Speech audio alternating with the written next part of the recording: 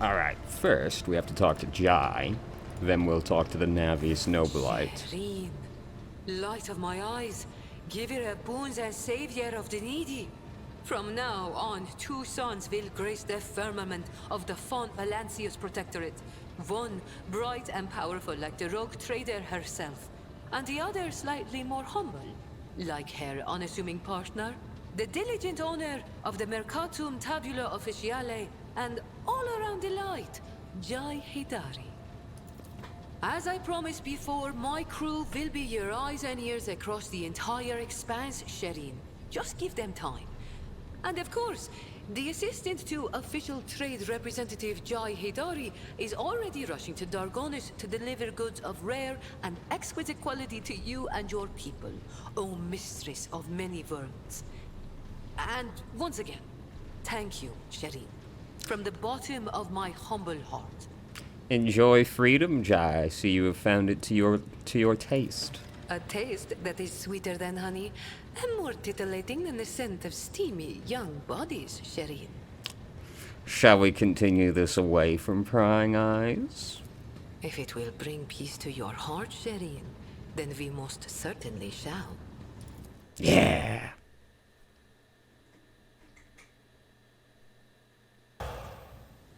Time goes so quickly in the arms of your beloved. It seems the Exalted One has gifted us an... Okay.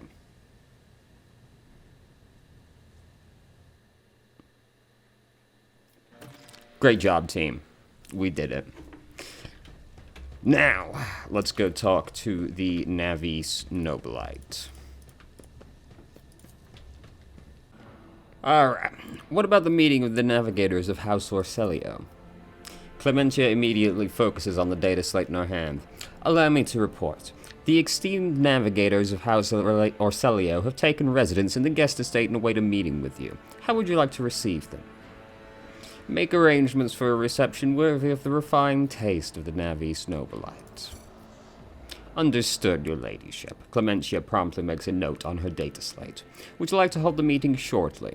Yes, Cassia and I are ready for the talks. Then I'll have messengers sent to retrieve the esteemed guests. Okay. Let's hope we don't end up having to kill anybody. You know, we've had bad experiences with meeting people.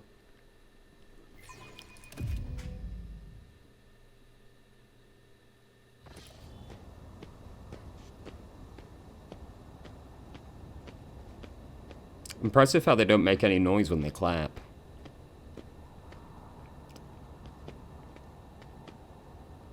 Regent Oronto Orselio, esteemed delegation, the rogue trader and the Von Valancius Protectorate welcome you. Come this way, please.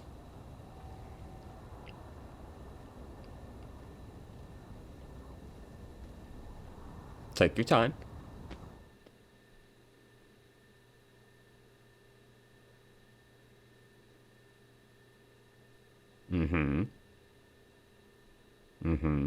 Okay.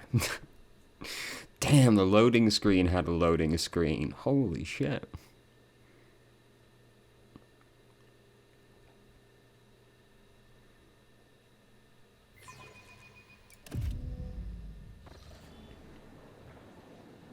The esteemed representatives of the Navi's Nobilite have arrived at the Rogue Trader's Court, the regent of the Great House Orselio, Oronto Orselio.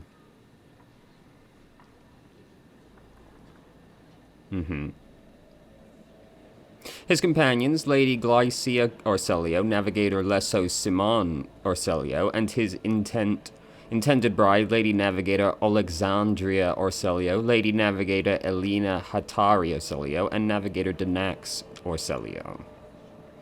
Jesus Christ. A tall, wizened old man proudly stares at you with milky, unblinking eyes. Loose skin sways with his every move, as if the navigator's flesh has been detached from his bones. An unsightly hole mars the regent's face where his nose should be, and the old man's skull is covered with spiky growths. Rogue trader, the regent's piercing voice cuts through the silence. On behalf of House Orcelio, we would like to express our immense satisfaction at this meeting, and our gratitude for the warm welcome. It pleases us to know there are still ladies in the Cronus Expanse who observe etiquette and the traditions of hospitality. And yet, this is not why we are here. Our Grace is obliged to note how much the rogue trader has done for House Orcelio by protecting its beloved child. We waited for many turns to behold her radiant visage. The Regent shifts his unblinking gaze to Cassia. Come now, child, there is much we need to discuss. Cassia steps forward, but then stops and looks at you. As long as the Lady Navigator remains under my protection, I will speak on her behalf. The Regent pensively scratches his scant beard with webbed fingers. I suppose we can tolerate that. After all, it was you who rescued the child. If so, tell us, what exactly happened on Urak 5?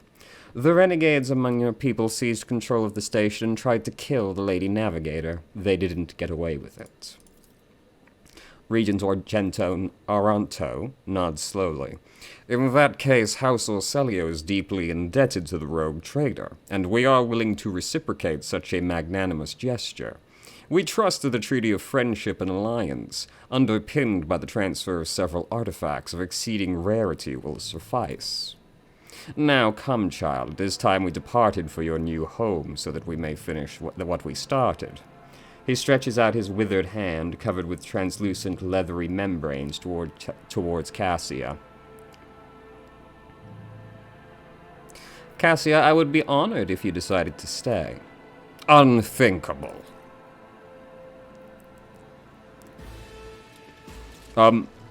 Holy shit. Don't just stand there. Help the rogue trader defend the child and the palace. What the fuck? Down with Tisiphone's tyranny! Kill the girl!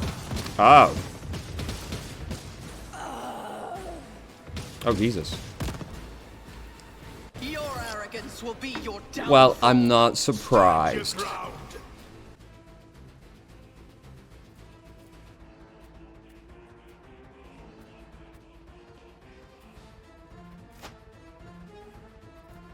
If I must, this here is an I will not.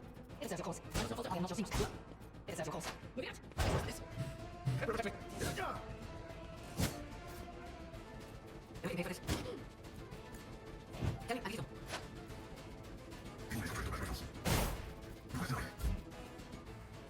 Follow money. Follow money.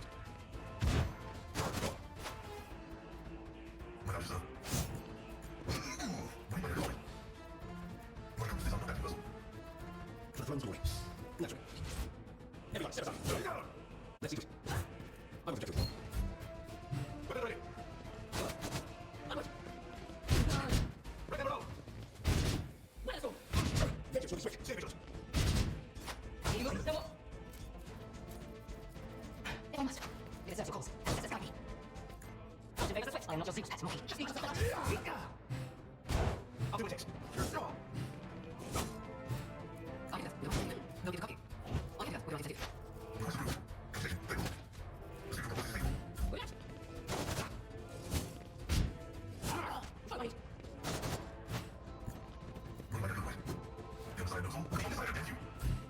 I'll see our phone. Of course, Captain. Let's see to it. Naturally. Be gone. Let's see to it. Me? Yes, it's your captain. The throne's glory. Of course. In the name of House Orcelio, I shall protect you. Your section to do this. I will protect you. Naturally. All I can is you. Let's see to it. I'm gonna give you strength. Isn't it the job of size? What? I'll make it happen. I won't compromise my principles. Alright.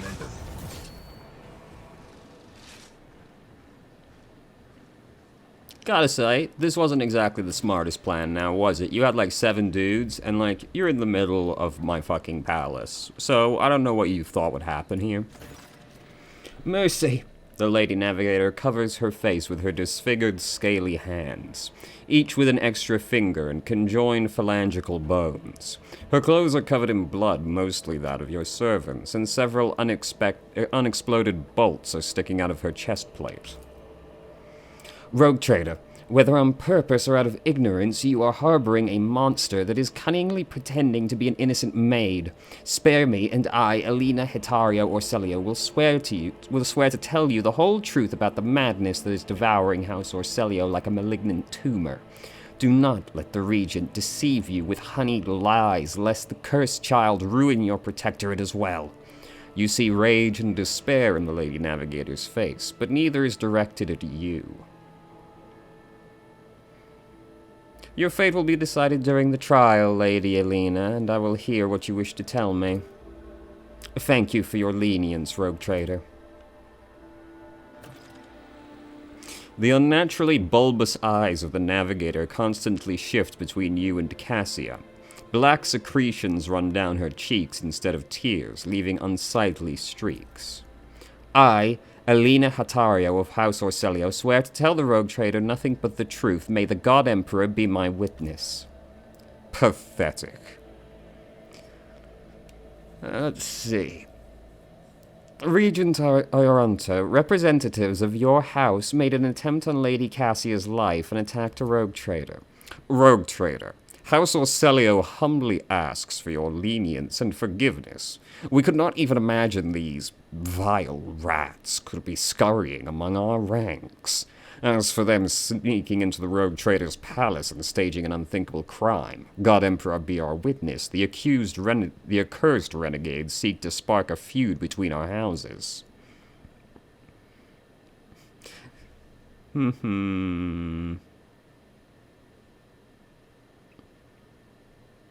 How do I know your words are not just another trap?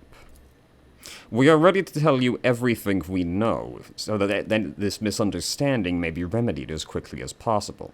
Tell me more about the renegades. They are madmen who seek to destroy the centuries-old tradition of our great house, so carefully nurtured by the previous Navitor, Tisiphone Orcelio. Navitor. A patriarch or matriarch that rules over a navigator house, the figurative, and often biological, father or mother of the dynasty.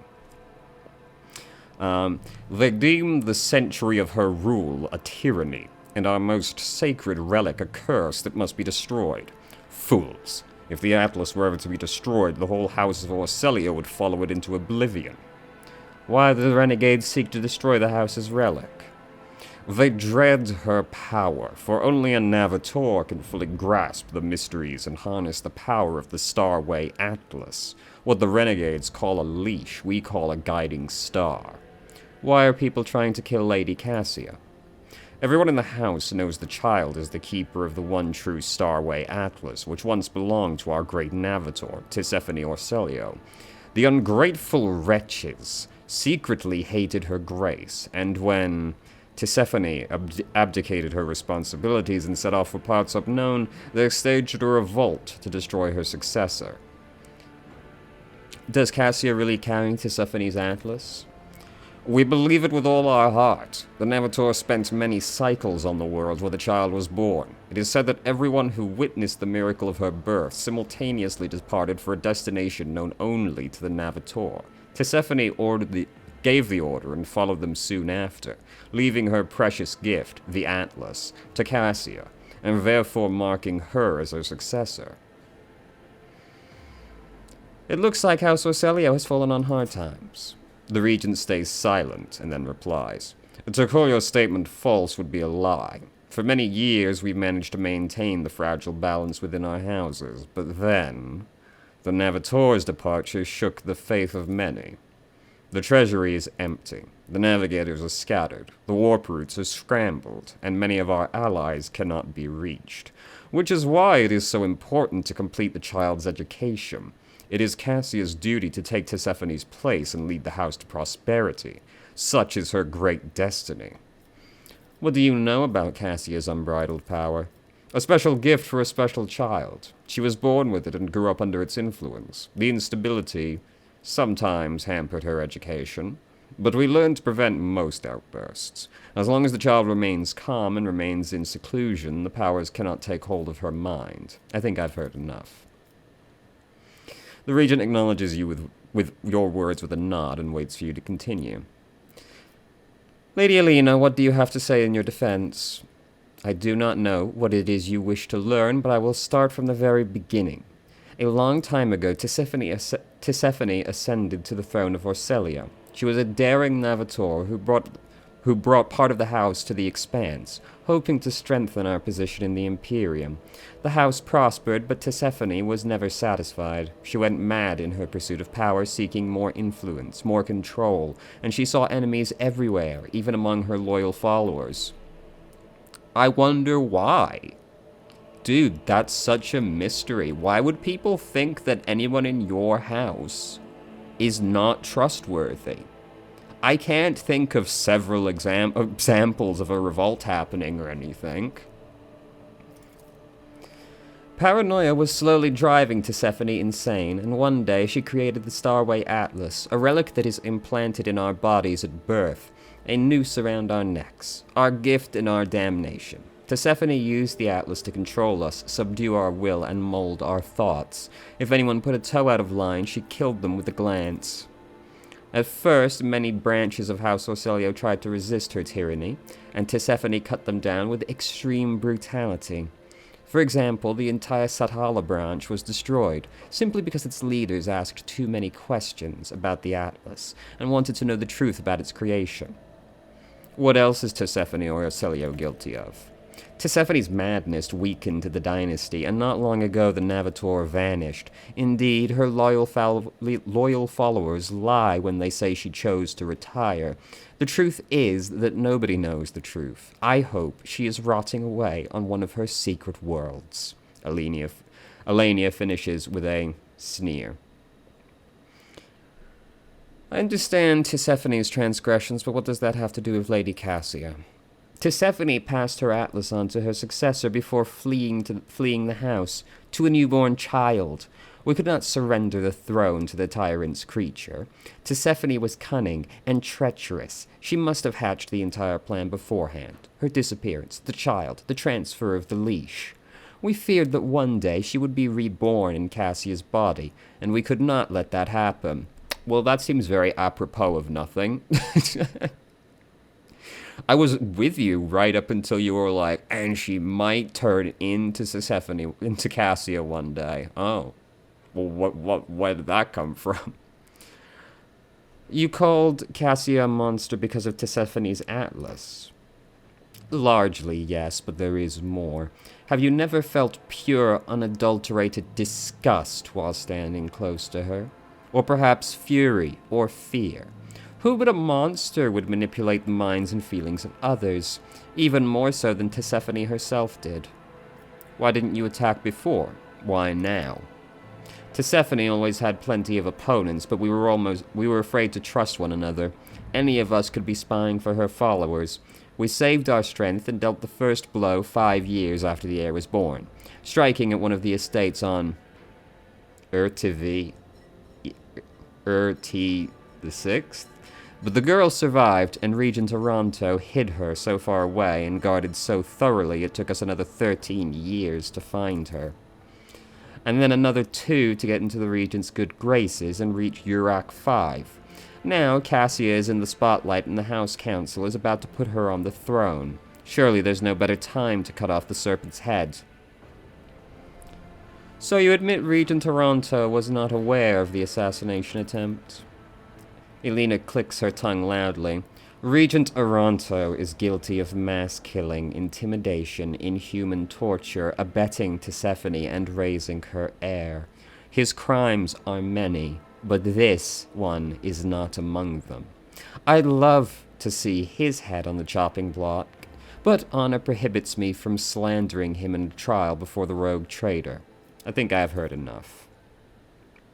The rogue traitor now knows the Regent's atrocities and the girl's corruption. I hope I succeeded in warning you about the danger that lurks within Cassia Orselio.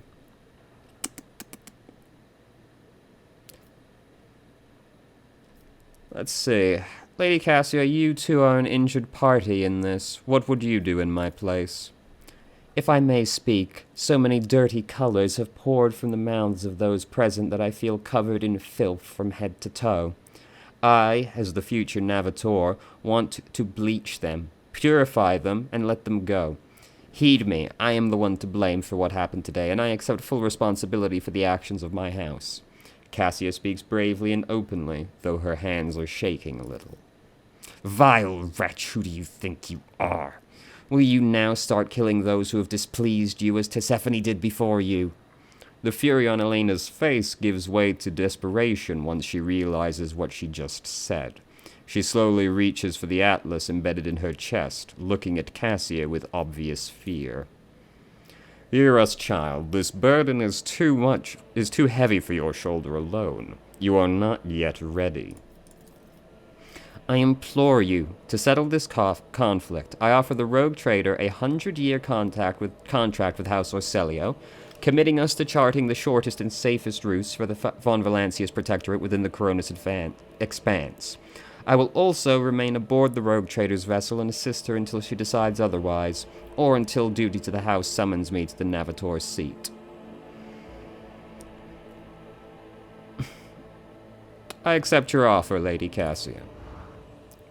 Cassia smiles. You've never seen her so open or so radiant. Thank you, Ophelia. I mean, rogue trader. Regent Toronto remains silent for a long while. So be it. We failed to notice that our child had grown up and become strong. You may stay with the rogue trader until the house summons you. Her influence is anomalous, but it has served to bring out blessed Tisiphone's most precious talent, the talent of leadership. Rogue trader, we are now bound by the terms of the contract. Your representatives may contact House Orselio at any time, and we will respond. And one more thing. Protect the child like the apple of your eye. Remember that you have the future Navitor of a Navis Nobilite house aboard your vessel. Well, that went better than expected.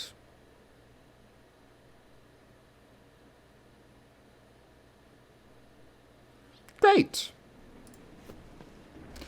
Now let's go back to the main quest. Alright. Stop here on the way over. What do we got in Narmer 4? We got pirates, is what we got. Which I suppose I should fight as soon as we check the other planets. Flogston, let's go. The ship's augurs have detected a non-native mineral cluster on the planet's surface, probably the remains of an ancient asteroid shower.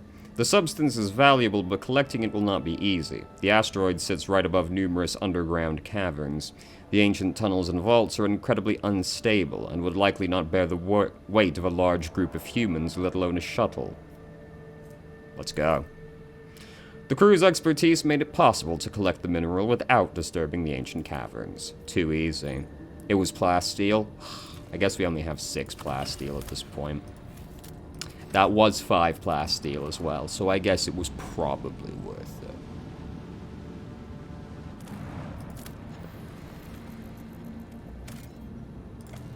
Provisions. A piece of an wait, we have one of these other pieces, don't we? I've seen this before. Yes. Unknown purpose discovered among the wreckage of an ancient imperial vessel on the planets of Namar. Okay, well. One day, you know, maybe we'll find the rest. Take provisions. Alright, let's fight the pirates.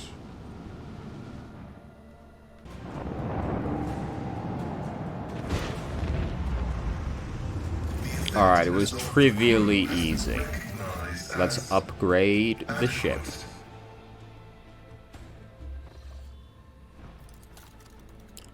What do we got? Let's do expeditious reload and ultimate post abilities. The flagship's torpedo tubes are loaded with 3 torpedo salvos instead of 1. Torpedoes do a stupid amount of damage.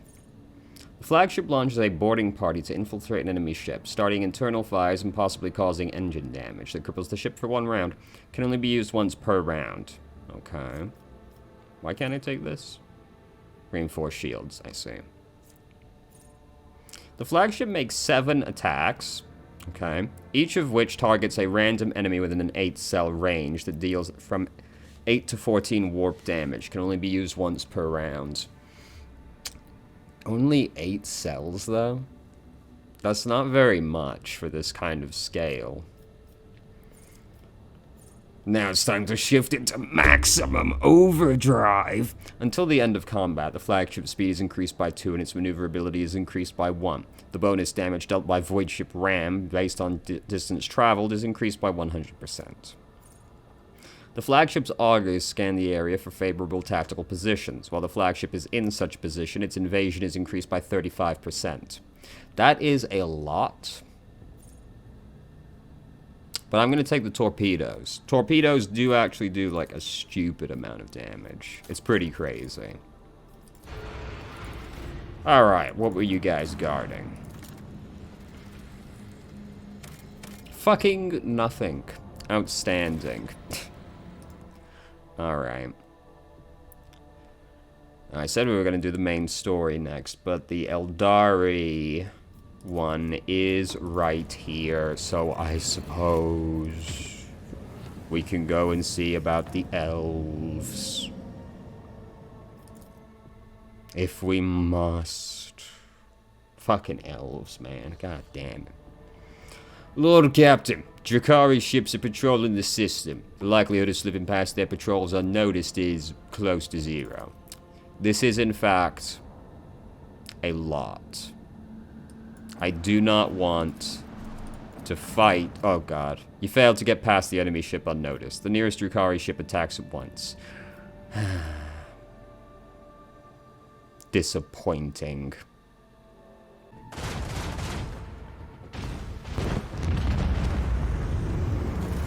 That was extremely tedious. Medium-range dorsal lines cannon dealing a lot more damage than what's currently equipped. Okay. The torpedo ability was definitely the correct one. I was able to use a, frankly, unreasonable amount of torpedoes in that battle. What the fuck is this? Wait, are these torpedoes better? They are. Oh, Jesus Christ. And this goes there. This is just... seems to just be a straight improvement. You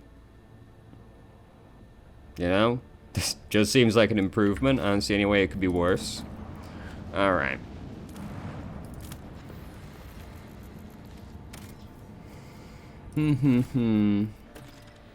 Okay, not what I expected to find, but fair enough.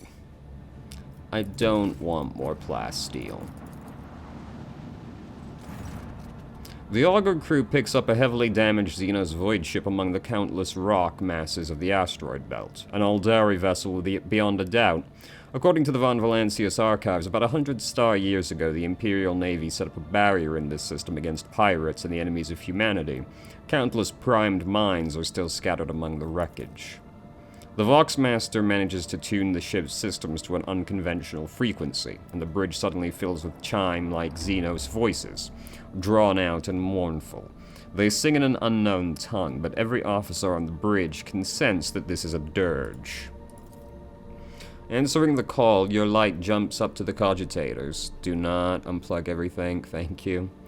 Startling the officers on the bridge with her sudden jolt. In the hopes of understanding the Monkey technology and figuring out how to help her kin, the Eldari runs in circles around blinking vid screens, but the mysteries of the machine god elude the Xenos. Then she turns to the Lord Captain, powerless.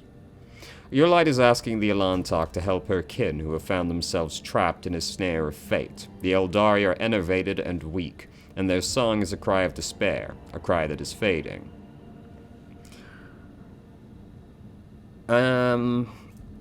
Well, that's free. What are the other options, though?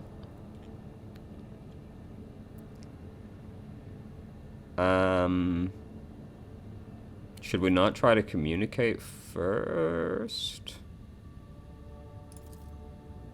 However, the Xenos do not respond to the incoming signals. After several attempts, the frequency tuned by the Vox Master gets lost and the mournful song fades away. The Lord Captain inquires after the state of the vessel. The Eldari's vessel's hull and engines have presumably been damaged in a collision with a small celestial body. However, it is impossible to prove or disprove this hypothesis at such a distance. The Xenos vessels differ too much from those of the Imperium.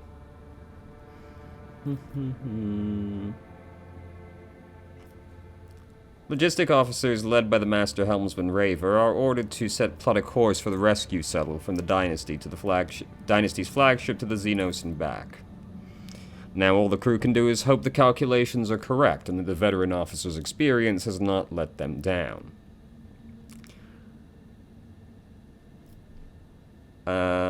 Ophelia von Valencia sends a shuttle with an experienced pilot and scouts in hopes that the smaller vessel can bypass the ancient mines. The shuttle enters the asteroid field. The pilot proceeds with caution, confidently avoiding the chunks of rock and nearly imperceptible mines. However, when the shuttle reaches the Xenos, the rescue team's report catches the bridge crew off guard. This vessel's starboard side had been breached by the macro weapons of an unknown Imperial void ship. There are no survivors. Shielding her eyes, your light closes them and clutches the spirit stone at her breast. Coming to, the Eldari does not speak for a time. With notes of sadness in her voice, carefully picking her words, she concedes that the Elantok did all they could to save her kin, and yet it is the Monkey who are responsible for the loss of the Eldari void ship. Saddened by the pain and hatred that humans have wrought upon her kind, your light quietly leaves the bridge. Sometimes it's simply impossible to outrun fate. Great job, team! Sometime after, your light comes to the Lord Captain, haggard, still holding on to hope. She says that she came aboard the Monkey vessel and set off into the darkness in the hopes of finding her kin, but found only corpses, slaughtered by humanity's hatred. And though she and the Lord Captain were not always in agreement, the Elantok still tried to lend a helping hand. In gratitude, as she promised, she shares the coordinates of her kin's cache. Okay. Fair enough. Eldari chainsword. 3 of them? Damn. Cool. Well, we did a great job there. Successfully saved all the Eldari.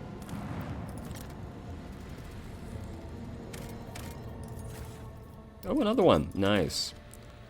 Bit by bit. Bit by bit.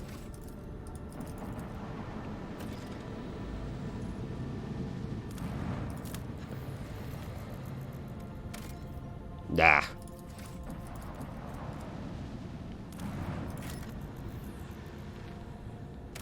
Nah.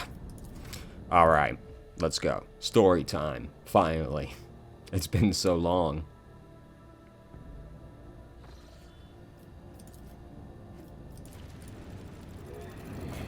Let's go.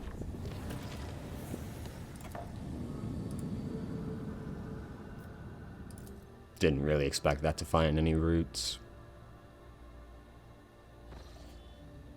Lord Captain, we've cross-referenced the key characteristics of the system with our astronautical chart data. The planet Vabo 6 is located here. Problem is, the augurs detected unusual change in the atmosphere, not unlike a massive release of toxins. It appears something unfortunate has happened to the planet's underground storage facilities. It is impossible to land safely on the planet just now.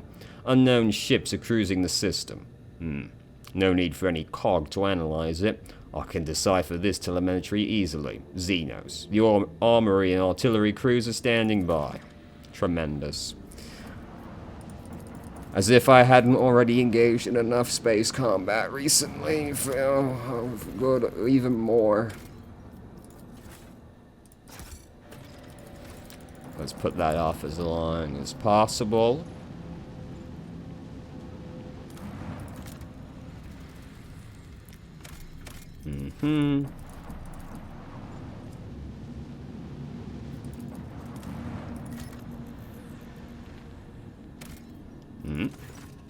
The planet can barely sustain life, and yet, searchers discovered a long-lost Imperial colony, one that was cut off from the rest of the galaxy centuries ago. The colonists live in conditions worse than any underhive. Oh, Christ, that's pretty fucking bad, dude. Jesus Christ. Underhives are one of the shittier places to live. Yet they still venerate the Emperor and gladly welcome their visitors. The Lord Captain receives an invitation from the local ruler, the Archqueen Princeps Domina. Let's go. Take over the colony. 1 shuttle and 2 rifles should be enough. We'll pay the Queen a visit. The ruler meets the Lord Captain in a shack, considered to be a palace by the people here. Oh, fuck.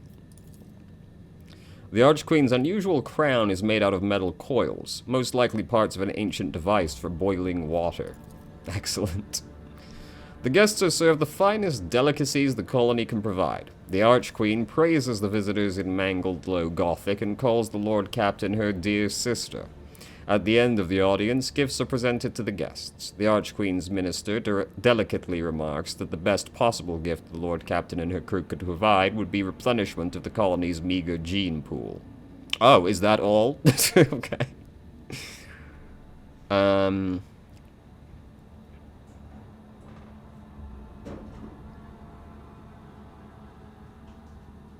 prank-loving scout named Vesti is among them. Okay. Sure, let's look for volunteers, I guess. Harry, what the fuck are you doing, dude? This fucking cat. Let's see if we can get any of them. Alright, great. The Archqueen is delighted and flattered. She hopes the Lord Captain will pay her more visits in the future. It won't happen, but I'm glad that you're excited.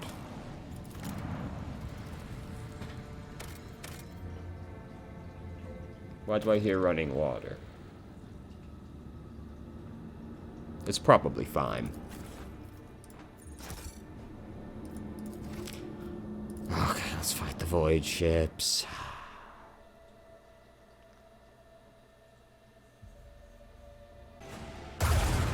Burn in the fires of retribution. Is that it? Oh. That was stupid easy, and yet it gave me more XP than that one where I had to fight 1,000,000 ships. Holy shit. Oh, damn. Well, whatever, I won't complain. Remember to stay hydrated. What are our upgrades? The usual. See, the certain sector bothers me with the reinforced shields, because there's no way I'm going to plan that properly. Both abilities have selected posts for 1 turn. Disrupts the enemy's defenses. If the enemy has shields, they are moved to the opposite side from where the attack hits. If the enemy has a hollow field, it loses several of its charges. Let's do vulnerability scan. Then we've got... Ram deals twice the additional damage for each extra tile traveled. It's so hard to ram somebody, though. It's very hard to actually line that up. Repairing the void ship requires less scrap. Nice, but it's not that big of a deal. Restart shields now inflicts only -2 speed and no firing range penalty. When approaching an enemy, the flagship shuts down non-essential systems and starts to drift unnoticed past enemy ships. As a result, in most encounters, larger enemy vessels, frigates and larger, are surprised and act later. When using post abilities, there's a 20% chance that its cooldown will be 1 round shorter. Now collects 10% more scrap. Well, you have to take that one, don't you? You have. Well, like, why'd you put this one at the bottom? This one might as well be the top. This is the one you have to take first when given the opportunity, because otherwise it's not worth it to take it later. Alright. Now.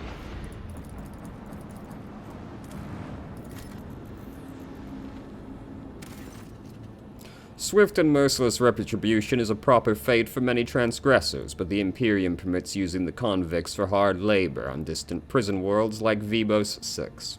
To atone for their crimes before humankind, hundreds of thousands of rogues and lowlifes toil in the mines of the Von Valancius Protectorate until death from exhaustion, or some other unfortunate accident claims their forsaken souls. So true. We're great. We love humanity in the Imperium of Man. We absolutely love humans. We've never been known to commit any war crimes. Certainly not. Definitely not the Space Wolves. They've never done any war crimes, nor have the Inquisition for that matter. I'd shit-talk the Space Wolves, but they did do one of the better things in that, you know, the Inquisition was doing some, like, straight-up Nazi shit at one point. And the Space Wolves did not tolerate it. Unoriginal in its educational methods. Corrective labor in the mines. Places like this show mercy to no one, adult or child. True. To the top, or get left in the dust. This man clawed at his throat right before he died. The caustic ooze gives off sickening vapor that eats away at the lining of your nose and mouth, making your eyes water. We are super irradiated. The broken, slashed, gutted body... Spud. Spud. I cannot see the screen, please. My son. My son! My boy! What did I click on? The broken, slashed, and gutted body is still covered with the shreds of a planetary warden uniform. Okay, oh, I've clicked outside of the window. There we go. Okay, I'm gonna do it again. There we go. You love to take challenges, don't Come you? back, come back. The man's body is frozen in an unnatural pose. The corpse's fingers are crooked and its teeth are bared in a ghastly grimmage. The bodies have been twisted into a pose resembling a servile bow and bound with barbed wire. Lovely. You can clearly see several thin cuts left by bladed weapons on the body. Enthralled gladiator. So I'm guessing we're gonna find some dark elves here. Okay, where'd they get all this stuff? The tall, lithe Xenos, with the grace of an otherworldly predator. The creature gives you a dispassionate glance and casually speaks a few words that are immediately picked up by your elucidator. Macandis Elith, what is this? Has one of the sisters found an amusing trinket in the ruins and saved it as a special treat for the Archon? The Xenos takes a quick look over his shoulder toward the platform where a few more silhouettes in a tar-black armor can be seen. Heinrichs narrows his eyes and gives the Xenos an appraising look. The Drukhari of this brood are known as witches, Ophelia. Oh, that's my favorite coven. Shit, let's go. They are experts at bloodletting in the arenas and on the battlefield. However, I am more interested in the ones skulking in the shadows. Judging by their armor, they are high-ranking representatives of a cabal. A military clique from the Drukhari Demesne. It seems we've disrupted a vile performance for their distinguished guest. Don't threaten them with a good time now, brother. Come on.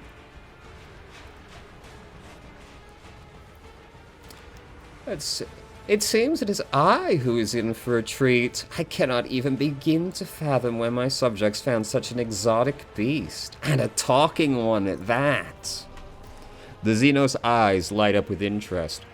The monkey understands my speech. Where did you come by a device that can translate our language?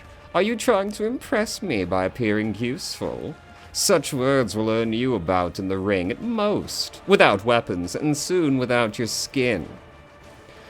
The humans scattered around you on the platform stare as if they've seen a ghost. The eyes of some betray their fear, others glare with bestial hatred, and yet more look upon you with hope. Who are you? My name is known to everyone on this planet, Monkey. I'm Tazara, the Deliverer. Tazara the Benevolent, the one who grants respite from the choking grasp of this world. I decide who lives, who dies, and who finds new purpose for their existence in Comora's many arenas. Surely this is why you've come here, to fight for my ever-changing favor and for the privilege of being the first to be chained. Your light chuckles haughtily.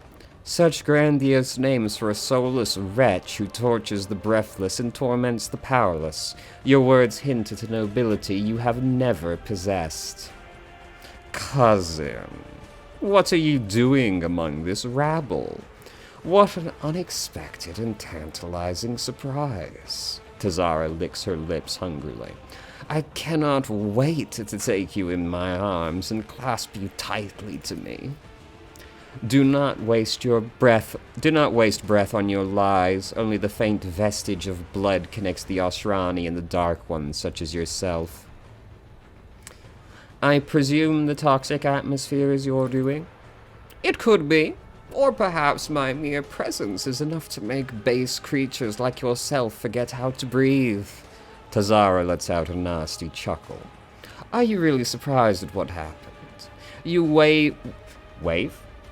wove? Okay, my screen is small. You wove the net right under your own feet. We merely knocked out the pin and drew it closed tight around you.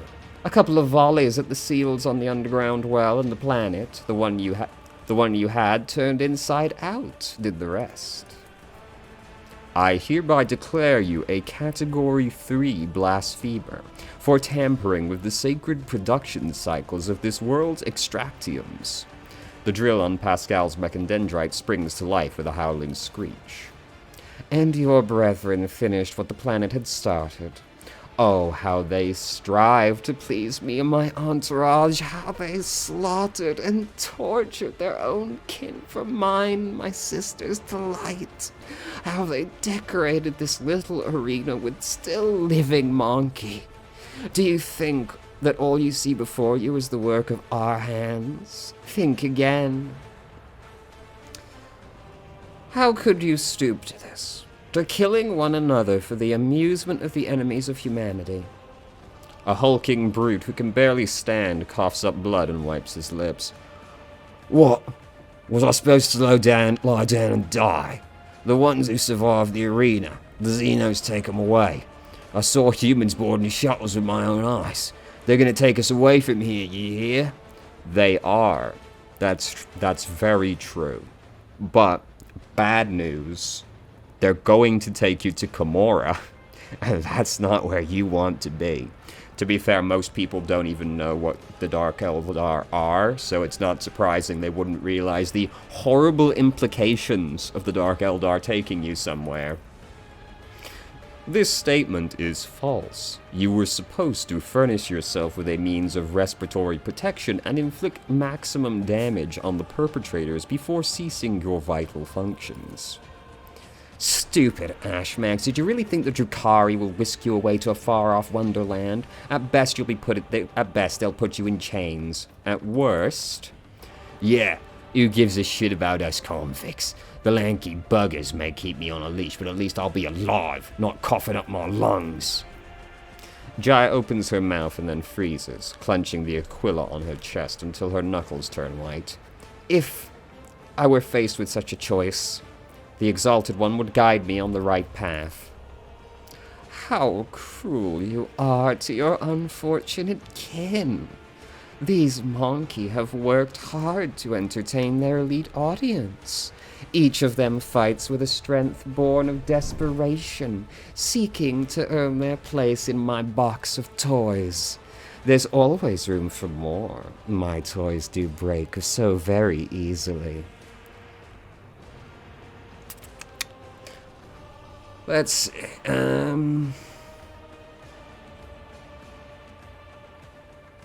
You've ravaged the planet, wiped out millions of people, made those that survive bend the knee. You will pay for this. Am I not paying for our mischief already? Am I not saving the worthiest among your kin, gifting them the right to die for the delight of my brothers and sisters? What kind of abhorrent ingratitude is this? From the dusk behind Tazara comes a cry. The distance between you and the Xenos is too great for the elucidator to interpret the ruled words, but the tone alone speaks of irritation and impatience. Looks like the spectators grew bored when the performance hit a snag. Henrix reaches for his weapon. Tazara raises her blade and points at you.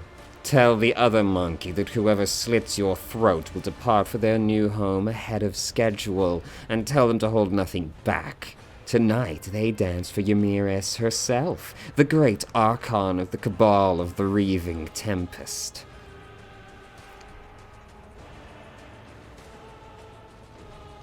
Do you truly wish to die at the Xenos' behest? If we join forces now, we can end this senseless carnage once and for all.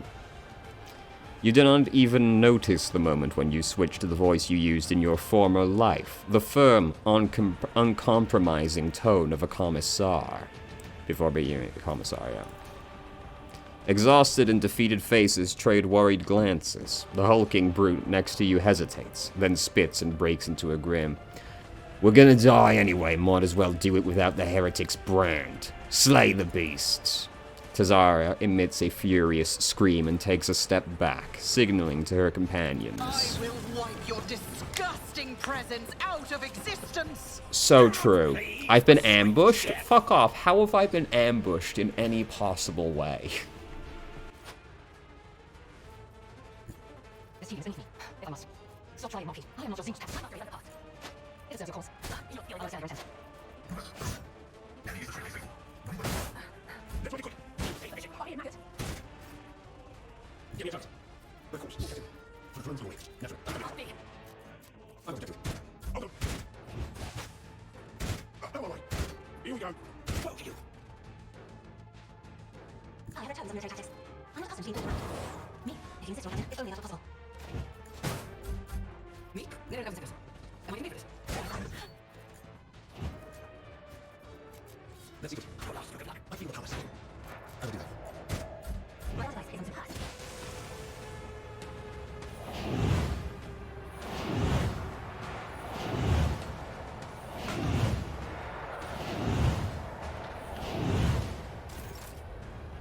What the fuck was that guy cooking? Let's make the most duties. What? Your death is approaching. Let's get to it. Everybody quick. If I must. I am not your zinc. Here. You can't force me, I'll talk. This healing is beneath you.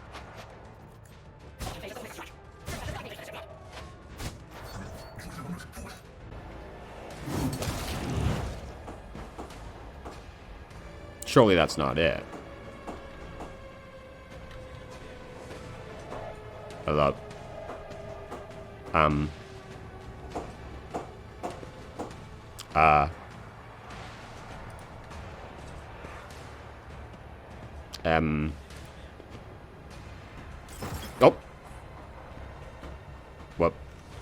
What happened?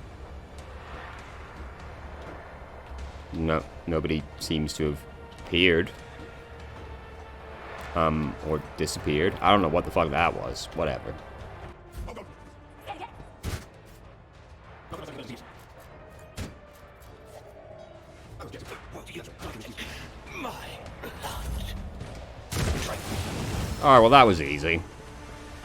The surviving fighters turn their head towards you one after another. All eyes on the battlefield are glued to you. Well, we gotta pick Iconoclast. Those who fought with me, get to the shuttle. As soon as we are away from here, I will give orders for the immediate evacuation of the remaining survivors. I made it! I made it!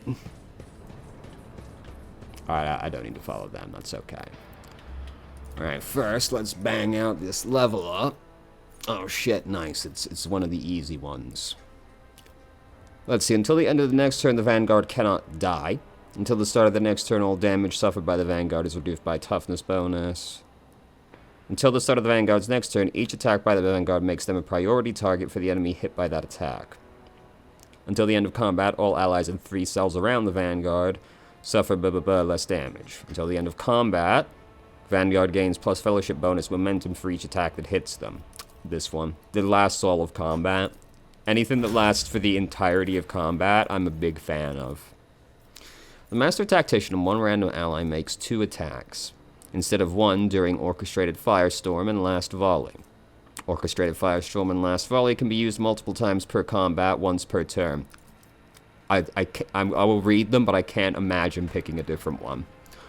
All allies, including the Master Tactician, that have a weapon capable of burst fire, use burst fire instead of a single attack against enemies as part of Orchestrated Firestorm and Last Volley. Until the beginning of the Master Tactician's next turn, all allies automatically dodge all friendly fire. Well, I mean, you know, that's pretty good, I guess, but... All allies, including the Master Tactician, that have a weapon capable of area attacks, use these area attacks instead of a single attack against enemies of orchestrated and gain armor. Yeah, it's that they can be used multiple times per combat. Yeah, just get to blast so many more times. Yours is the same. We'll just do until end of combat again. Until the end of combat, the targeted dispatch loses half of its current armor and deflection. Again, all of combat, you know? Dispatch deals additional damage equal to 45% of the target's missing wounds instead of 25% of its missing wounds. I mean, that is a lot. Almost 50% of the target's missing wounds. That's a lot. Until the end of combat, whenever the assassin hits an opening, they gain lethality rounded down temporary wounds. This is probably pretty good for Pascal, seeing as he's in there. If the dispatch attack kills the target, all enemies in a 3-cell radius around the target gain 2 stacks of Disturbed effect and must pass an agility test or become staggered for 1 round. Disturbed is minus willpower fellowship, staggered is minus pretty much everything. Let's do this one. Because he's got to get pretty in there, but he's not super tough. He can't heal like Heinrichs can. The first time in combat that the Archmilitant reaches 0 wounds while under the effect of steady superiority or heroic sacrifice, the Archmilitant restores 20% of the maximum wounds and loses this effect. Until the end of combat, every attack grants a stacking 2% chance to critical hit chance. Well, when you can attack like 4 times in a turn, that's pretty fucking good. Until the end of combat, the Archmilitant's attacks do not spend all MP. Additionally, each attack grants a stacking 5% bonus to dodge for 1 round. The Archmilitant can use both the Heroic Act of the Archmilitant archetype and the Heroic Act of the Warrior or Soldier archetype in a single combat. It's this one. That's a lot. That's a lot. You will take the armor and deflection one, because you don't need the extra, like, sustain. Alright, now let's loot these boys. Poisoned Hectari Blade. We'll take one, you know. Drukhari equipment. I'm assuming that means your light can't wear this. Can you wear that? You cannot. So, and worlds long gone. What a shame that you lack the capacity to understand even a single note. Anyway. So, like, is a Drukhari going to join the party? Because this is the second piece of equipment I've seen that is dependent on being Drukhari. So, I just would like to know, like, why we are going to have a Drukhari on the team. This is a bad idea. Blast pistol. Damn, that's a big beam right there. We don't need more than one of those things. Is it the same? Same. You had goods. What did you have? Heavy armor. 10% armor if the wearer is in half cover. Let us not dawdle. Then, goods. Tight.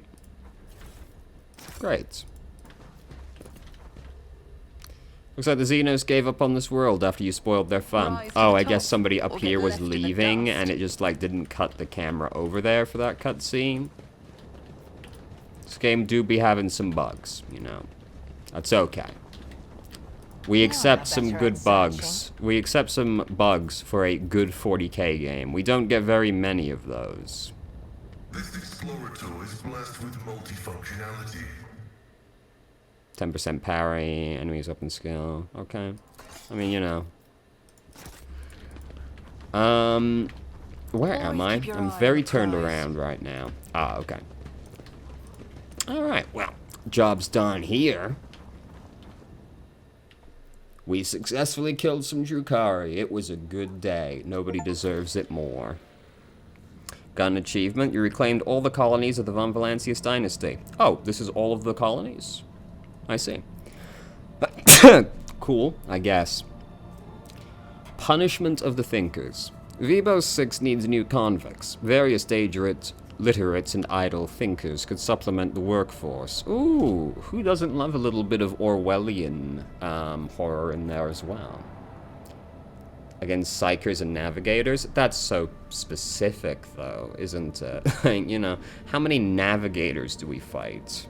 I guess psychers is semi-common, but we can't do this. Why? Reputation with Fellowship of the Void. The cutthroat feature? Oh, fuck. The quarries can be filled with prisoners taken from foreign worlds, and this is with Imperial Navy. Vibo 6 needs new convicts. Purchasing foreign criminals is a potential solution to the problem. Alright, let me talk to the store on the ship to see if we can't actually get one of those high enough to do something. Because the Free Thinkers one is not that great of a buff.